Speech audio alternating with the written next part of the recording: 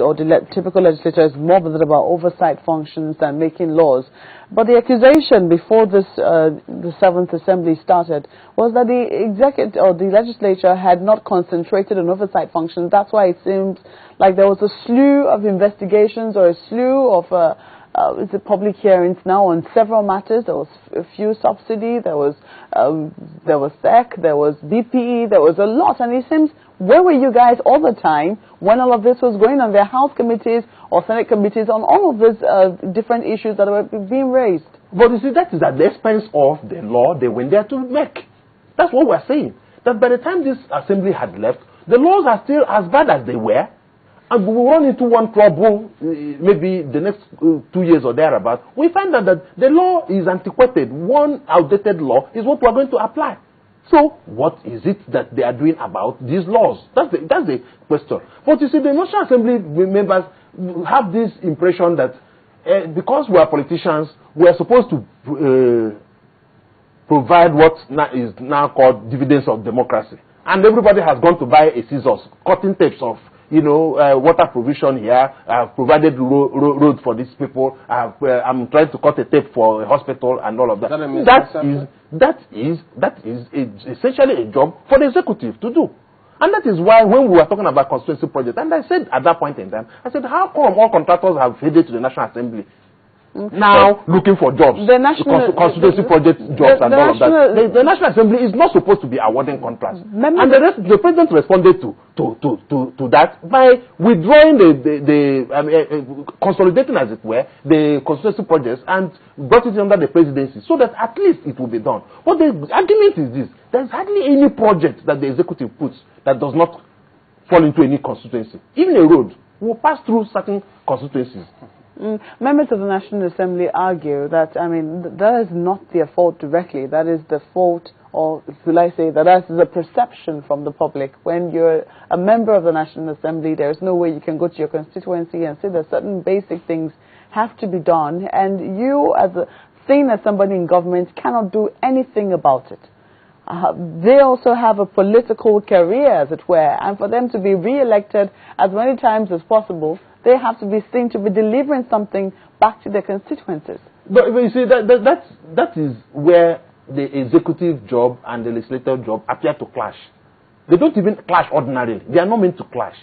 If somebody suggests a project in his constituency and probably suggests it to the Minister of Works and it's part of the budget for the upcoming year or the current year, so be it.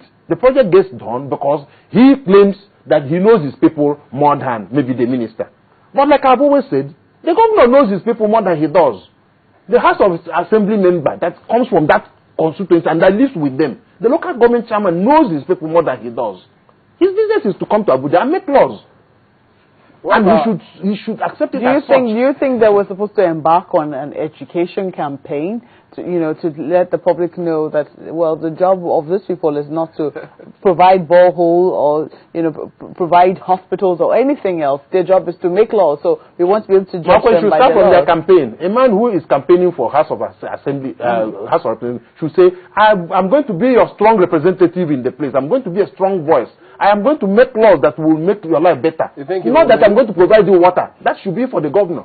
No, but if he says that, and somebody comes and says, I'll provide you water, I'll give you this, don't you think he stands a better chance? There are two different people. Two of them can be voted. One at the National Assembly level, and the other one at the governorship level or the chairmanship level.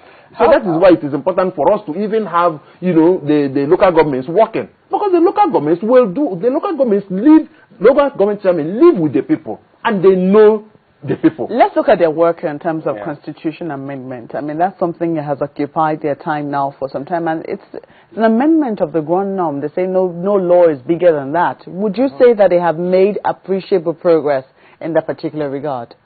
In what aspect? The amendment of the Constitution is several. There are quite a number of places you can.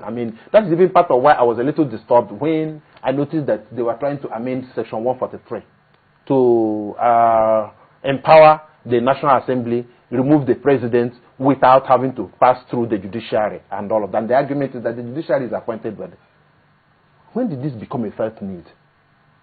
how did we arrive at a situation where we are now looking for a way of removing our president? Why do we want to make it so easy for the National Assembly to remove the president? Such that the president, with the security of his tenure, is no longer guaranteed. He's not at the whims and caprices of, if the National Assembly coughs, he begins to panic because they can remove him.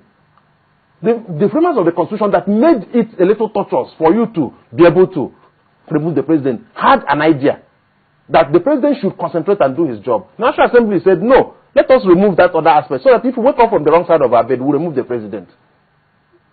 Can that be what should be preoccupying the National Assembly for now? Is that truly the argument? Oh, no, that's the implication. Because, I mean, we listened to the debate on the floor Yes. of the House of Representatives, and what you've just said, you know, also came up. Some of them argued that, you know, it was done in such a way that it will be difficult. You have to think thoroughly about it before the president is removed. In fact, one of the principal officers, Mulikat Adiola, I think, was talking about how, you know, you cannot be the accuser because oftentimes the petition comes to the National Assembly or it rises within the National Assembly and you're also the judge in your own matter. So it seems that there was a debate of some sort before that particular section or amendment to that section passed second reading. Would you also accuse the House of Representatives or the National Assembly in general of not being thoughtful or thorough in terms of their debates before reaching decisions? That's the point I'm making. In the first instance, I'm even challenging it from the necessity. How did it become necessary? You see, in law, you make certain laws to cure a particular mischief. If, for instance, we are having problems of kidnap and all of that, we now begin to tailor laws to be able to catch up with kidnap, like all these things that MTN and the other providers are doing now with regard to registration of SIM cards. At least let us see who is behind the phone or be able to trace him and all of that. Those are things that are one around curing a particular social ill at a point in time. And my question is, what social ill do we have now? But don't you think there's a with regards to removal of a president? The perspective that the Senate is going to introduce, because they'll be debating about this soon, where they say they intend to separate the Minister of Justice from the Attorney General. Doesn't that change this argument? How does it change it? Yeah, because, I mean, if they say the Attorney General is appointed by the President, and so if you separate both offices, one can perform for the country, the other as an appointment. No, we have always argued for that. Everybody has always clamored for that. That you should separate. One is a political appointment. He's a politician. And he's even a party member in the first instance. Yeah, so, and chances are that, given human frailties and all of that, he is most likely going to be sympathetic to party members who are being prosecuted and all of that. And here he has also the power of nolle prosequi. He can walk into a court and say, the state is no longer interested in pursuing this matter. And the judge just simply drops his pen. And that's all. The matter is struck out. Good. So here is a politician, a party member, that is also the chief prosecutor of the federation. We have said it is wrong, is absurd. You should have a solicitor general whose business he's a career civil servant. He does his job the way it should be done. And that's the separation. But you see, talking about constitutional amendment, one would have even thought that with this problem that we're having with local government reform, that should have attracted the attention of the National Assembly. Instead of talking about how to amend Section 143, giving them powers to remove the president easily or in an easier manner. They should be talking about how come the local government structure is not working. But we've also heard them argue about that. 70% of the local government chairmen are all cronies of the governors, their aides. You haven't had any debate on the local government and how they're also planning to make them autonomous, or how they have tried to, but has been resisted by both the local government and the state governments themselves? No, those are places that they can insist on. Those are places when you see a particular ill, you insist on it, get around it, and then you solve it. But as it stands now, the local government structure is comatose. And they are being run by appointees and aides of governors, and 70% of them are not elected.